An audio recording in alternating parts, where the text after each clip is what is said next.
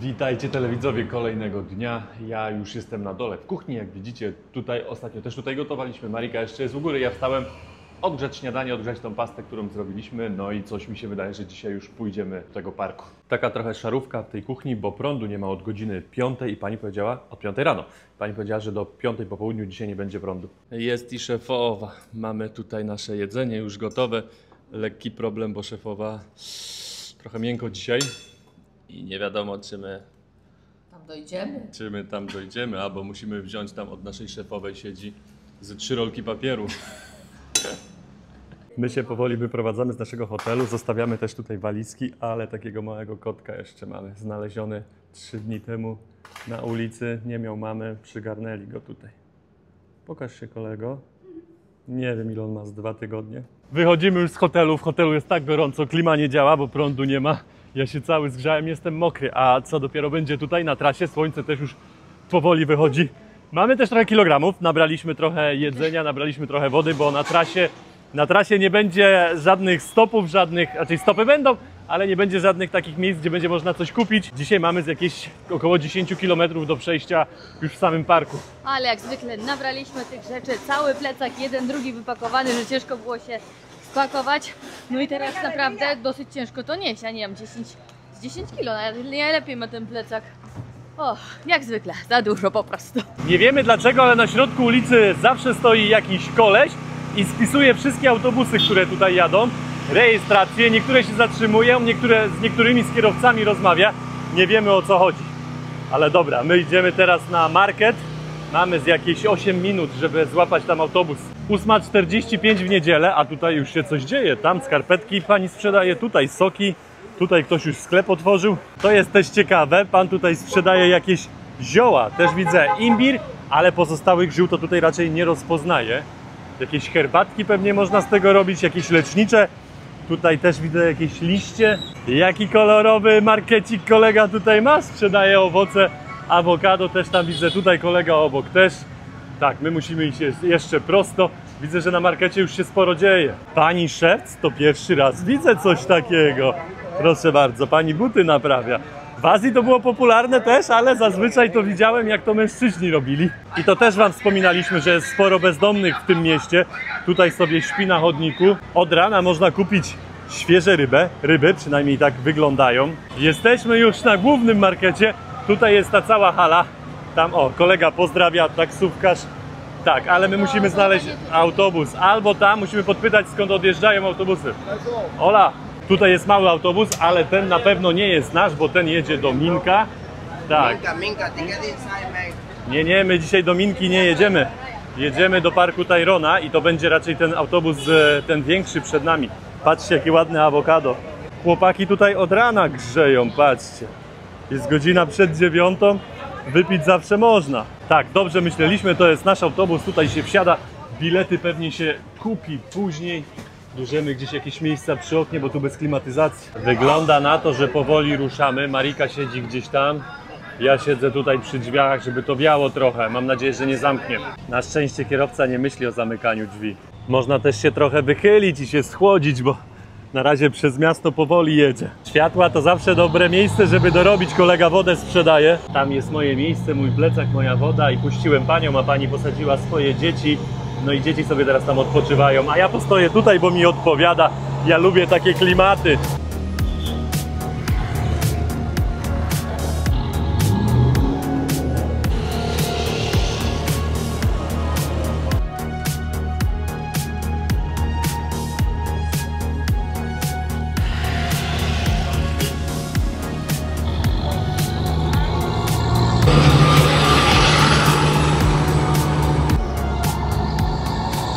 Wygląda na to, że trzeba jeszcze zapłacić za ten przejazd tą drogą. Czy to będzie autostrada? No raczej nie, raczej po prostu płatny odcinek. Marika zapłaciła za bilety, wyszło po 9000 peso, czyli jakieś 8 zł. Po trasie ludzie wysiadają, o widzę tutaj jakąś zupę ktoś też wiezie. Czy to ugotowane, czy to nowy garnek po prostu kupiony. My już dojechaliśmy i zobaczcie, u kogo jesteśmy na terenie. Tutaj miejscowe ludy mieszkają w takich strojach, patrzcie, Indianie. Dojechaliśmy po prawie godzinie czasu, pokazywało pół, zeszło godzinę. Idziemy zapłacić wejście i startujemy. No mamy jakieś 10 km dzisiaj do przejścia, więc czym prędzej, tym lepiej, bo jest około godziny 10 teraz, tak? No zrobiło już nam Tak. się tak, 10 A godzina. wiecie, 12, 13, 14, w takim słońcu to najgorzej iść, a nam akurat tak wypadnie. Wygląda na to, że tutaj musimy kupić bilety na wejście. Tutaj jest mapa, my startujemy stąd. Ale my na tą plażę raczej nie będziemy szli, my musimy iść, tutaj jest strzałka i my gdzieś tutaj będziemy szli na inną plażę. Jaja są niezłe, bo tutaj sobie wymyślili tak, że trzeba zapłacić po 5000, czyli no wiadomo, to nie są duże pieniądze, ale to nie o to chodzi. My jesteśmy tutaj i pani tutaj kasuje za to, że naprawiają tą drogę, pilnują teraz po 5000. Wcześniej tego nie było, wymyślili sobie takie, wiecie, aby ściągnąć jak najwięcej. Nawet taki rachunek dostaliśmy, że zapłaciliśmy 10 000. Tutaj zapłaciliśmy tylko po 5000, a resztę zapłacimy gdzieś dalej. No i ruszamy. Pani powiedziała, że z jakieś 4 godziny będziemy szli od tego miejsca, ale myślę, że no nam to zejdzie dłużej. A taką drogą idziemy, przynajmniej na początek. Raczej no nie spodziewam się tutaj, że będzie coś lepszego, utwardzonego, bo to jednak jest w Parku Narodowym i jakiejś tam dżungli. Dosłownie kawałek dalej kupuje się bilety. Chyba się tutaj kupuje, zaraz się dowiemy. Dostajemy takie bransoletki, żeby było wiadomo, że zapłaciliśmy, a zaraz wam powiemy o kolejnym naszym zdaniem skamie. Tutaj macie cennik, jak to wygląda. My płacimy tą kwotę 77 500, to wychodzi jakieś 70 zł. Można też na koniach tutaj, jakby ktoś nie dał rady, ale na razie trasa jest spokojna. O, jak zasuwa. Zapłaciliśmy już za bilet i co ciekawe, jeszcze tutaj trzeba tak samo jak na plaży gdzieś tam się płynie, no to trzeba ubezpieczenie kupować i za każdy dzień ubezpieczenie tutaj kosztuje 7000, czyli lekko ponad 6 zł. No i też tak sobie pomyśleliśmy, że my mamy przecież ubezpieczenie swoje, no a oni tutaj po prostu sobie kasują kasę. Taki ekstra skam mi się wydaje. I co jeszcze? No właśnie, do tego, że na tym bilecie, który mamy, nie jest napisane nigdzie. Wiem, że jak nasi znajomi byli ostatnio, no to dostali 2 bransoletki, jakieś to potwierdzenie, że zapłacili to ubezpieczenie i wejście. No ja się pytam pani, gdzie to jest napisane? Ona, nie, to nie ma, bo to jest inna agencja. Ja mówię, no ale my to zapłaciliśmy to. Ale no czasami dostaje się 2 bransoletki, czasami jedną. Ja Tak. mówię, no ale gdzie to jest potwierdzone? Nie, no tylko wasz bilet i to już możecie iść. Także jakby taka kasa, no nie wiem. No właśnie, no tą kasę nawet jakby nikt nie będzie wiedział, że my zapłaciliśmy i ona pewnie pójdzie do kieszeni. Jak na razie droga spokojna, jeżdżą tutaj jakieś motory tylko, ale sprawdziłem na Maps.me, przewyższenie jest tylko 400 metrów dzisiaj na tej trasie. Takie ludy tutaj mieszkają, patrzcie, oni zawsze na biało ubrani, w takie szaty. Super to wygląda. Po drodze mijamy jakąś chatę, ktoś tutaj się relaksuje na hamaku. Widzę jakieś gary, o jest też jakiś piesek, też jedzenie dostał, ale już mu wyschło to jedzenie. Ola! O piesku, chyba niegroźny jesteś. Tutaj pan się relaksuje na hamaku, zobaczcie, też jest palenisko, pewnie coś sobie tutaj pali. Tutaj kuchnia, stół. Co my tu mamy? Kuchnię tutaj kolega ma. Widzę, a to taki bardziej warsztat niż kuchnia. No relaks totalny. Gary osmolone, to widać, że na ogniu to robi. Dobra, ja muszę gdzieś tutaj na drogę wyjść. O, ale kociak jeszcze malutki. Tutaj też widzę, że pali ogień. Tutaj ma wodę, zlew. Pranie sobie zrobi. A ja wyjdę. Dobra, widzę, że wyjdę tędy, bo muszę iść z powrotem do drogi, bo zszedłem z drogi. Przez te bananowce tutaj muszę iść jakoś. Tutaj zaraz powinna być gdzieś droga. O, jakieś jaszczurki tam widzę, biegają. O, jest i Mari. Z kolegą musiałem chwilę pogadać. Teraz mamy kawałek z górki. Ale widzę od razu górka jest z powrotem, bo tutaj z górki kawałek, bo rzeczka jakaś płynie. Ale jest ogólnie sucho, powiem wam. No i nie ma tej wody. Wcześniej szliśmy też koło jakiejś rzeczki. No to tak malutko. A tutaj nawet nie widać. Gdzieś pod kamieniami płynie. Słychać ją gdzieś, ale nie widać. Na trasie też są hostele, hotele. Jakbyście chcieli, możecie sobie dłużej zostać. Właśnie w takim klimacie trochę dżungli. Tutaj zobaczcie, też jest basen, można się relaksować. Ktoś tutaj trzyma krowy. Krowy, byki. Ładnie wyglądają, zadbane. To są raczej takie mięsne, które ja później jadam. A tu przyszedł pewnie właściciel, teraz je zabierze gdzieś. Tak mi się wydaje, bo rozwala ten płot. Zabierze je pewnie gdzieś na jakieś jedzenie. No właśnie nie, jedzenie przyszło. Co chwilę widać takie prześwity na góry. Pięknie to wygląda. Jest też opcja, że można na motorach wjechać. Nie wiem do którego punktu, czy do końca tej plaży, do której idziemy, czy nie. No ale jest taka opcja, jakby ktoś chciał. Podpytałem, ile taki motor, no to do tej plaży, do której my idziemy, w sumie nie powiedział, że nie można, więc pewnie można dojechać tam, no to 15 000, czyli 13,50 złotówka. Marii, nie wyglądasz, jakbyś miała dojść. Ciężko jest. A jeszcze w plecaku mamy laptopa, drona, no nie wiem, ze 4 litry wody, więc to wszystko się skumulowało. No i to też przez to Tak. jest ciężej. A mamy jeszcze góreczkę. Cały czas, jeszcze jakiś czas będzie górka, a później będzie z górki. No i tak to jest, jak się pracuje jeszcze w podróży, więc tego laptopa musieliśmy wziąć, bo nie wiadomo jeszcze ile dni zostaniemy. Tutaj pewnie 2, ale jeszcze gdzieś może pojedziemy do jakiejś wioski, więc tak. Ktoś sobie zapłacił, w tym przypadku dziewczyny, no i jadą na luzie, o proszę bardzo. Nie zmęczą się. Dogoniliśmy tą rodzinkę, patrzcie, jaki maluszek. Pani na boso, tak, tutaj dziewczynka. Mamy ciastka, zaraz wyciągnę dziewczynie, dam ciastka. Ciekawe, czy jedzą takie słodycze. Tutaj idą kolejne, dziewczyna jedna i tutaj wygląda albo mama. Coś tam robi na drutach. Oni cały czas w języku jakimś Kobe rozmawiają. Inny język używają, nie używają hiszpańskiego, cały czas swój. Dziewczynka się zajada ciastkami. Tutaj z tą panią, pani przyjechała z Kanady z synem i przewodnika sobie wzięli, ten przewodnik z nimi gdzieś tutaj coś rozmawia, to mówi, że mają jeszcze pół godziny do swojej wioski. Patrzcie na tą dziewczynkę w takich szatach, jeszcze na boso, no słodko wygląda. W sensie, no taka niewinna, jakby gdzieś wyszła dopiero z jakiejś dżungli i w sumie wyszła. Ale super to wygląda. Tyle po to już. No, ja pewnie nie lepiej, choć mam inne ciuchy, ale no, leje się z nas. Ja to ściągam, bo to... Nie ma sensu tego nosić. Też robią sobie przerwy co chwilę. I tutaj widzimy dżunglę. Ładne tereny. Morza Karaibskiego jeszcze nie widać. Chłopaki tutaj cały czas żują liście koki. A w tym woreczku sobie tam ma. No lepiej się oddycha. Lepiej się chodzi. O proszę, tutaj są liście koki świeże. To ja spróbowałem liści koki. Jeszcze nie są gorzkie. Ale w Peru jak byliśmy, to też dość często jedliśmy. Ja już cały zgrzany. Ten przewodnik tam z przodu, patrzcie, śmieje się, że wziął liście koki i zapieprza. Ciekawe, bo ten mieszkaniec tutaj tych lasów powiedział, że kobiety nie jedzą tych liści koki, tylko mężczyźni. Kobiety tylko zrywają, zbierają. A te liście koki są dobre na wysokość, dają energii. Oni nie piją Red Bulli, tylko właśnie jedzą liście koki. Liście koki nie działają tak jak proszek, o którym sobie myślicie. One są potrzebne do wyprodukowania tego, ale działają inaczej jako same liście. I jak tam? Średnio. Słychać? Mari by pewnie 2 jakąś zrobiła teraz, bo... Nie. Już nie? Poszło? No nie wiem, ale tak jest ciągle, tak o nijak. Jeszcze to ucho mam zatkane cały czas. A żadnych tabletek też nie kupiliśmy, zamknięte było. No, mieliśmy i w końcu właśnie wyszło jak wyszło. Także idziemy, mam nadzieję, że tutaj nic po drodze nie będzie. Papier mamy w razie co. Najwyżej szybko na motory. Tak, i do wody, do morza. Sprawdziłem na Maps.me, największe górki mamy za sobą. Teraz będzie tylko lekko i później już w dół. Jakaś dżungla ładna. Fajny wiaterek nam teraz zawiał, o widzę kolejni jadą na motorach. 3 osoby, o proszę bardzo. Kolega pozdrawiał. Jaka dziupla zrobiona w tym drzewie. Piękne stare drzewo. Wysokie i tam jeszcze jakieś czerwone kwiaty rosną na górze. Jakieś małpeczki się pokazały. O, jaka przyjazna ta małpeczka. Przytula się. Zobaczcie jaka sprytna. Ogonem się łapie, patrzcie. I się trzyma. Tak silny ogon ma. Wcześniej tutaj się bujała na tym ogonie. Dobra, o patrzcie. Tutaj widzicie jak rosną banany. Są już małe.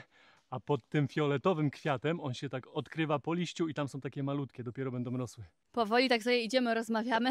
No jest tutaj tabliczka 7D, czyli na sprzedaż i ten park w wielu miejscach już jest duża ingerencja człowieka. Jest wiele tych hosteli, hostelików. Nawet teraz jak na punkt widokowy gdzieś tam chcieliśmy wejść, no to kolejne 5000 chcieli albo kupić jakąś pamiątkę z tą. Także już takie komercyjne bardzo miejsce się robi. No i nawet pan powiedział, że jakieś 38 lat temu to takiej drogi tutaj nie było, tylko było po prostu las, jakaś tam mała ścieżka przez dżunglę. A teraz widzicie, motory jeden za drugim, no i ludzie z tego korzystają. No. Te 2 kilometry, taka droga była dosyć ciężka, ja się zmachałam. Jesteśmy na jakimś skrzyżowaniu. Playa Brava. A nasza gdzie jest playa? Tutaj na sprzedaż znowu, A to tutaj jeszcze tak, w lewo. No i później będziemy szli w prawo. Patrzcie, miało nic nie być. Słyszeliśmy, że nic nie będzie. A tu można jakiś owoc kupić, coś do picia. Tutaj jest 6000, woda, kawa 3, woda 6, czyli ponad 5 zł, pewnie pół litra butelka. No tego to się nie spodziewaliśmy, naprawdę, bo myśleliśmy, że nic nie będzie, bo tak słyszeliśmy. A co tutaj mamy? O, jakieś owoce.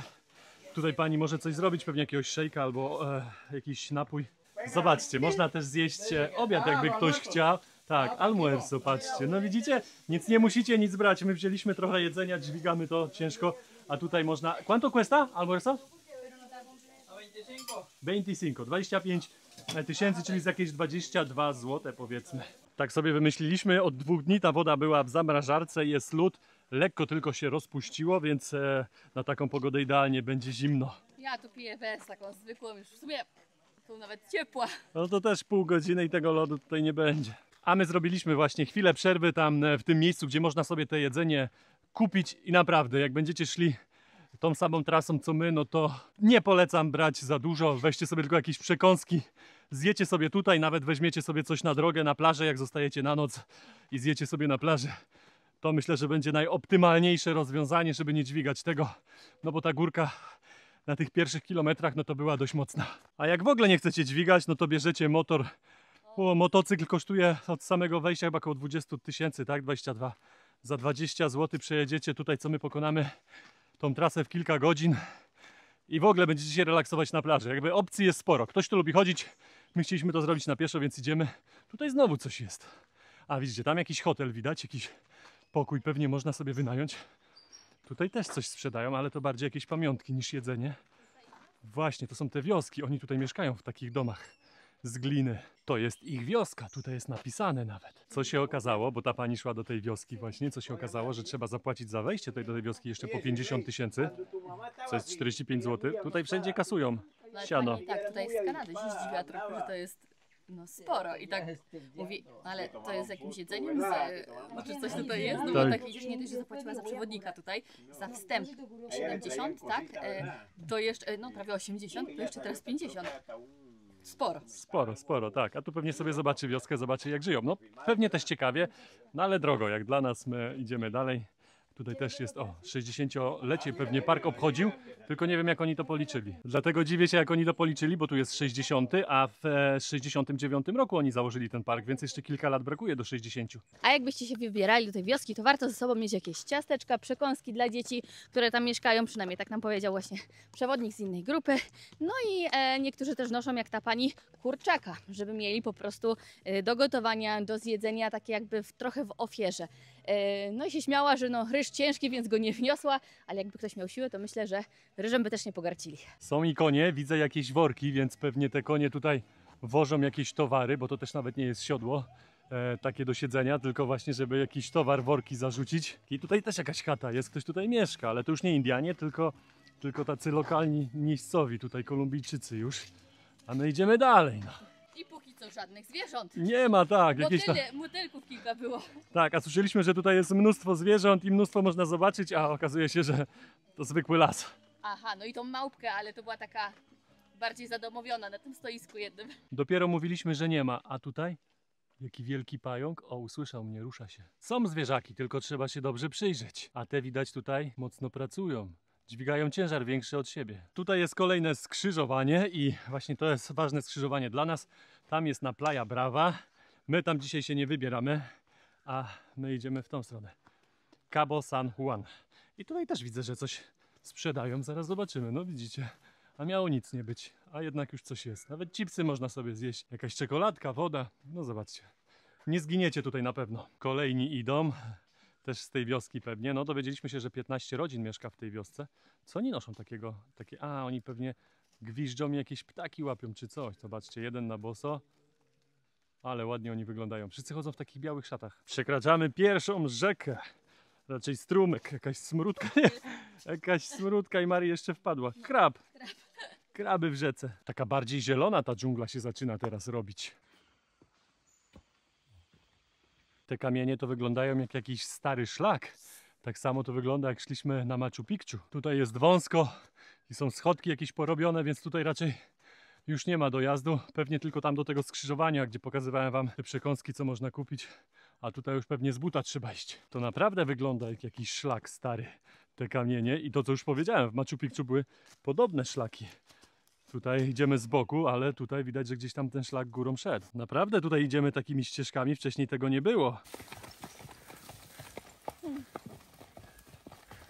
Są 2 wejścia do tego parku, a przynajmniej my wiemy o 2, może też są jeszcze jakieś. I tak, ten, którym my weszliśmy, jest mało popularny. Jest jeszcze drugi, gdzie jest tak popularny, że czasami trzeba stać w kolejce po bilet. U nas to szybko poszło i tutaj, jak już minęliśmy ten punkt, o którym wam mówiłem, tam te chipsy co były, większość ludzi idzie właśnie tamtym punktem, dochodzą do jakiejś tam plaży, jednej, drugiej i później wracają. Albo idą właśnie na Playa Brava z tamtego punktu Tak. też. Bo tamci, co wchodzili z nami, taka ekipa 9-osobowa, no to słyszałam od początku Playa Brava, no i tam zostają na noc. Czyli jak nie lubicie tłumów, to wejdźcie tym wejściem, którym my weszliśmy. Za Marcinem ogromne drzewo i tak idziemy, zobaczcie, no nie wiem, czy ta kamera oddaje, ale to wygląda na tym, co Marcin stoi, jak korzeń tego drzewa. Tu jest korzeń, to wygląda jakby właśnie od tego drzewa wielkiego. Tutaj aż idą. No, aż taka jakby tutaj dróżka, taka noga jak wyszła. Czas na pierwsze przekąski, ja Oreo, Marika wafelki kokosowe. Po takim wysiłku to wchodzą. Takie zejście przed nami, to moja droga znaczy, że już idziemy w stronę plaży. W końcu! Trzeba uważać, bo jest sucho i można zjechać. Mari prawie zjechała właśnie. To jest nazwa naszej plaży. A czy ja dobrze widzę młot i sierp tutaj? Czy mi się wydaje? Stare drzewo, patrzcie, to jest jedno drzewo. Tutaj u góry, a tutaj tak się rozrosło. To korzenie pewnie jakieś jeszcze. Tak się ładnie rozrosło i te korzenie są ogromne. Mijamy pierwszego człowieka teraz na tej trasie tutaj. Ale zobaczcie, te kamienie tutaj, one wyglądają jakby one były jakieś cięte kwadraty, poukładane specjalnie tutaj na tej trasie. Widzicie? No to niemożliwe, żeby te kamienie tutaj tak były proste. A one wyglądają nacięte, więc tutaj może była jakaś taka stara trasa. Chciałem powiedzieć inkaska, ale Inkowie to... A nie, tutaj też chyba Inkowie w Kolumbii, tak? Dobrze mówię? Inkowie w Peru, Inkowie w Kolumbii, Majowie w Meksyku. Jesteśmy na kolejnym skrzyżowaniu. Calabazo to miejsce, z którego startowaliśmy. Playa Brava tutaj jest, można tam iść. Jakbyście z Playa Brava szli, no to na pewno tą drogą musicie iść do tej plaży, do której my idziemy. A my musimy iść tam dalej prosto. Ale my też będziemy musieli skręcić zaraz w lewo, bo w prawo jest... No, zobaczymy, czy nam się uda to odwiedzić jeszcze taką jedną miejscowość. Bo słyszeliśmy, że jest zamknięta, no ale w internecie pisało, że otwarta. Pan mówi, że tu możemy jakąś łapóweczkę dać i nas wpuszczą, także sprawdzimy. I tutaj jest punkt. Tak, my musimy iść tam w lewo. Ale tutaj jest jeszcze takie miasto, ruiny miasta. No nie ma Machu Picchu, ale powiedzmy, żebyście mieli zobrazowanie, że tam można wejść i właśnie jakieś ruiny starego miasta. Są zresztą widać nawet jakieś kamienie tam poukładane. Szlak jest zrobiony, ale słyszeliśmy, że zamknięte. Tutaj ktoś coś sprzedaje, ale zaraz zobaczymy. Jest napisane, że zamknięte? No, zamknięte. Ponoć od 10 lat nawet zamknięte. Też po drodze dowiedzieliśmy się, że tutaj... Ale paski upalone. Że tutaj są może nie 3 rodziny, ale 3... jakby to nazwać, 3 odmiany tych ludzi, jakby 3 plemiona. O, 3 plemiona. Te, które my spotkaliśmy, to najbardziej są przyjaźni, otwarci, dają się gdzieś tam w miarę nagrywać, rozmawiają, zapraszają też do wioski. No i tutaj jest inne plemię, 12, tak? Rodzin mieszka tutaj w tej wiosce. No i Marika podpytała dlaczego. W sumie ja podpytałem po hiszpańsku dlaczego, a Marika zrozumiała dlaczego. Dlaczego jest zamknięte, to pan powiedział, że ludzie nie respektowali ich i dlatego już od 8 lat, bo pan powiedział, że od 8, bo tam ktoś nam mówił 10, że od 8 lat jest zamknięte i nie można tam wchodzić.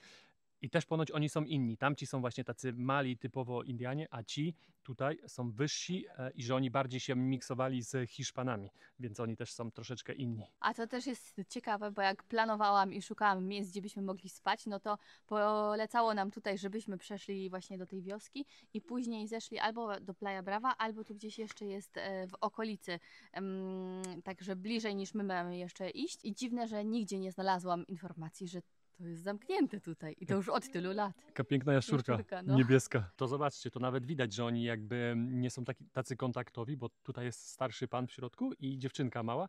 No to dziewczynka wyszła, pan nawet nie wyszedł, z pokoju odpowiadał do nas. Nawet nie widzimy go, bo tam jest ciemno, gdzie on jest, gdzie on leży. Mamy jeszcze 3,5 kilometra na plażę, gdzie mamy już zarezerwowany, chciałem powiedzieć hotel. Ogólnie można to nazwać hotelem, ale mamy zarezerwowany namiot. Pokazuje, że będziemy szli 50 minut. Myślę, że ponad godzinę nam to zejdzie. Takie konkretne zejścia teraz.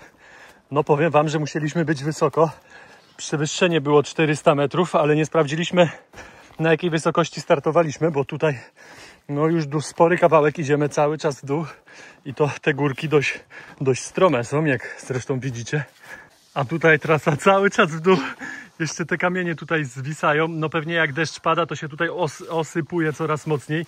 No i dużo tym kamieniom nie zostało, żeby spaść. Zobaczcie na te kamienie. O nich mówiłem. Ten tutaj też. Ten też. Jeszcze trochę się usypie i leci. Tutaj jest kolejny znak na naszą plażę. No jak się patrzy, sierp i młot. Ale skąd tutaj? To też ciekawe, taki kamień sobie stoi w środku dżungli. Już kilka takich widzieliśmy. No ten nie jest jeszcze aż taki wielki. Widzieliśmy taki ogromny niedawno. Ale dobra, idziemy. Mamy jeszcze około 2 km. Zmęczona? Teraz znowu, jak byliśmy trochę wyżej, to przechodziliśmy i było chłodno, tak przyjemnie, wiaterek wiał, a teraz zeszliśmy już te 200 metrów w dół. No jest już znowu parno, gorąco. No i stromo dosyć, także teraz trzeba uważać i cały czas gdzieś tam te buty się ślizgają, bo jest bardzo sucho. Wy raczej tego nie słyszycie i nie widzicie tam. Tam widzę Morze Karaibskie. O, w lewo albo w prawo. Tutaj widzę, że gorsza droga, lepiej w lewo. Tam tak bardziej stromo i jakieś kamienie. Tędy pójdziemy. Jeszcze kawałek. Pierwszy zając na tej wyprawie złapany. Marika, pokaż z tyłu jeszcze. Tak trochę upadłaś. A teraz nie widać. Tutaj na plecach bardziej spadłaś. No, tak. Niż na... Zjechała Maria. No nogi też już uwalone. Pokaż tą lewą tutaj. O. Czarne. No dobra, umyjemy ręce Marice. Tutaj to będzie dopiero ślizgawka. No, tak stromo. Nie wiem, zejdę i może rękę ci podam. Będzie łatwiej. Dobra. Tędy idź może. O. Dobra, tu jest ok. Ja sobie... Jest okej. Dasz radę? No. O, dobra. No super. Stromo tutaj, powiem wam, przygotujcie się na takie rzeczy, więc lepsze buty na pewno z dobrym bieżnikiem. Tutaj jaki wężyk. Cyk, cyk, cyk, cyk, cyk. I później tam jeszcze w dół. Dobra, idę za Mariką. Cyk, cyk, cyk. Teraz na mnie kolej, żeby złapać, bo tak czasami bywało, że najpierw Marika, później ja. O tutaj, o widzicie, jeszcze są klocki po koniu. Nie lepiej tu jakoś. Konie walą. No właśnie, może lepiej tutaj. No zaraz to zbadamy. Tam widać konie też się boksowały, bo widać tutaj kopyta. Uwiecznijmy to. Uwaga na klocki. Było? Nie było. Spokojnie. Przestraszyła się Marii tych klocków tutaj. Ja to tak spokojnie zrobię te klocki. O. A sporo tych klocków na trasie. Taka mała namiastka, co nas czeka tam na dole. Widzimy palmy, widzimy ładny kolor wody. Pogoda też dzisiaj nie jest taka super słoneczna, więc też tych kolorów nie będzie aż takich fajnych. Coraz lepszy mamy widok na tą plażę. Mari, zobacz. Tutaj jest ta plaża, a tutaj są góry. Dość wysokie góry. No właśnie, my też schodzimy cały czas w dół. Nie sprawdziliśmy, jaki był najwyższy punkt, ale to później może uda nam się sprawdzić. Vamos!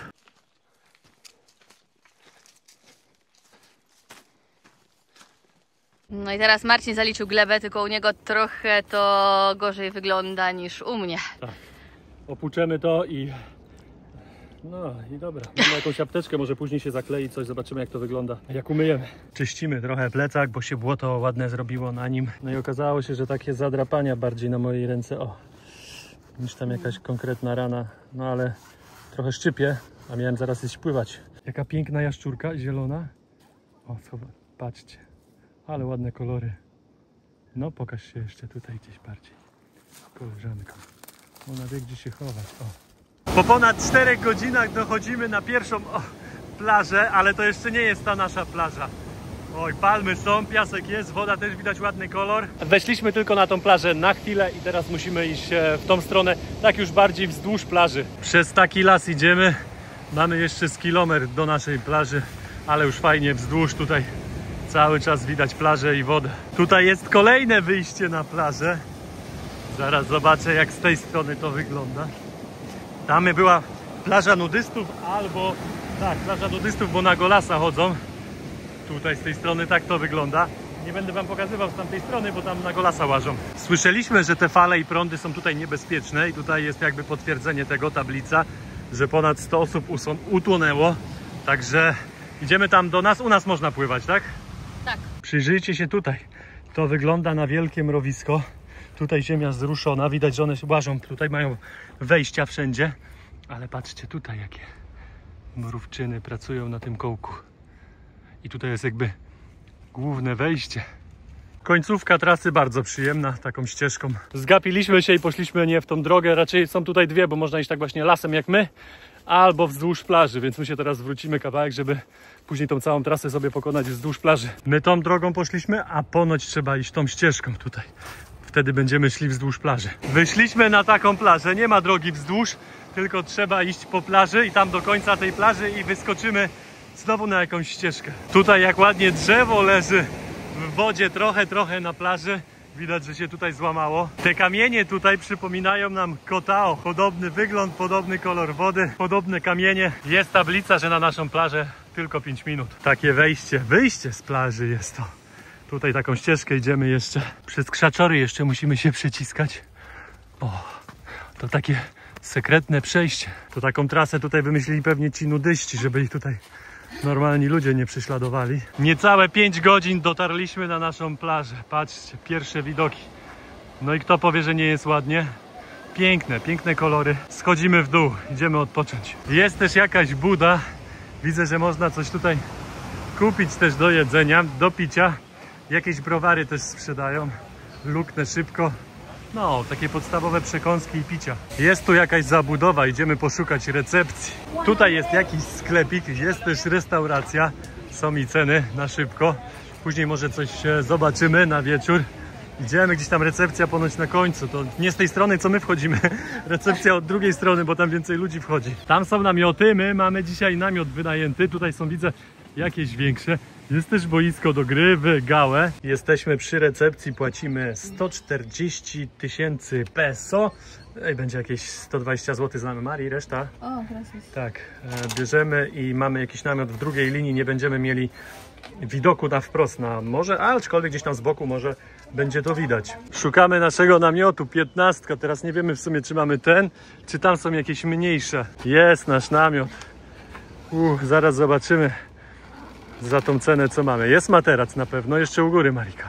O, już. Nie, w ogóle padamy, ten trekking nas tutaj... A, może u góry już nie można. A, no właśnie, i tak wygląda. Mamy materac, ładnie czysto tutaj, pięknie. Przepraszam cię, moja droga, ale z takimi syrami to wypadł z tego namiotu. Klapki i pod prysznic albo do morza. Rozpakowujemy jeden plecak, zabierzemy nasze cenne rzeczy ze sobą. No bo tutaj zamknięcia nie ma, mamy jakąś kłódkę, ale to... I tutaj jest woda, patrzcie, jeszcze zamrożona. No. Także tutaj mieliśmy przekąski, nawet Marika zapomniała. Ja mam też taką lodówkę tutaj przygotowaną. O, nasze pasty, zaraz będziemy je jeść. I wody też jeszcze zamarznięte, lód w środku, także szybko chowamy. Bierzemy jedną pastę na kanapki. O, jak z lodówki. Jak z lodówy, dobra. Wrzucasz, Marii, tutaj tą swoją wodę? Tak. Tak, a ile wody ci zostało? 3 butelki. O, czyli 2 litrowe i jeszcze 1,5 litrową, czyli tak. Poszło nam 4,5 litra po drodze. Dawaj, szybko chowamy, żeby nam tu nie uciekało. O.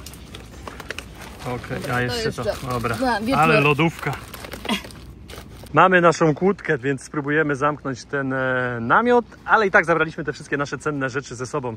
Bo wiadomo, zobaczcie, tutaj sporo tych namiotów z jednej i z drugiej strony. No i jak tutaj nikt tego nie zamyka, no to różne rzeczy mogą się tutaj wydarzyć. Przyszliśmy już do tak zwanej stołówki, restauracji. Tutaj ludzie zamawiają sobie jedzenie. My mamy za to swoje, no zobaczcie, pasta jajeczna. Wrzuciliśmy jeszcze teraz sosu, żeby nie była taka sucha. Wodę mamy swoją, chleb mamy swój. No i ja te pomidory już jednego po drodze zjadłam. No, zimny pomidor, wszedł jak złoto. Nie ma co żałować tej pasty, moja droga, bo sporo jej jest, a jutro już się zepsuje. No to jeszcze będzie na kolację. Smacznego. Dziękuję. My doszliśmy, pogoda jeszcze była w miarę, a teraz widzę, że tutaj szaro się robi i zapowiada się, że dzisiaj będzie deszczowy wieczór. My tu do kąpania się, a nie wiem, czy nie będziemy zaraz uciekać, bo nie mamy gdzie sprzętu schować. Nie mamy jakichś wodoodpornych plecaków. No, ja wskakuję szybko do wody w takim razie. Powiem wam, że fale tutaj są niezłe, oni ich wywożą tymi łódkami. Patrzcie tam dalej. No to trochę ich potrzepie dzisiaj. Z tej strony też skały jak na Kotao. Widzicie ten budynek na środku?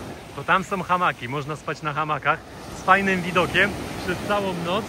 Z tej strony też jest pięknie. Też skały. Nie wiem jak Marika, ale ja wskakuję od razu do wody. Mari? Zobaczymy. Idzie wielorybek. Mówię, że Karaiby. No faktycznie, kolor wody tutaj jest już piękny. Ta plaża też całkowicie wygląda inaczej niż te, co widzieliśmy w Santa Marcie i w okolicy. Zobaczcie, tutaj niby wcale Marcin głęboko czy daleko nie jest, a już ma, no właśnie, już ma tak, że jak stoi, no to ręce podnosi tak do szyi wodę. Ja to tam się nie pcham, ja nie lubię takiej głębokiej wody na początku. Marcin chyba chce im pomóc wypłynąć. Panowie wypychają tutaj łódkę, no i odpływa do Taganangi. Trochę im współczuję, bo z takimi falami myślę, że to nie tak przyjemnie będzie się płynęło. Zobaczcie tam, oni przez te fale muszą tam przepłynąć. Już wychodzisz? Co tak szybciutko? Dronem polatam jeszcze trochę. A, no dobra. Jeszcze trochę minut mam. No i poszli, o kurde, te fale. O nie.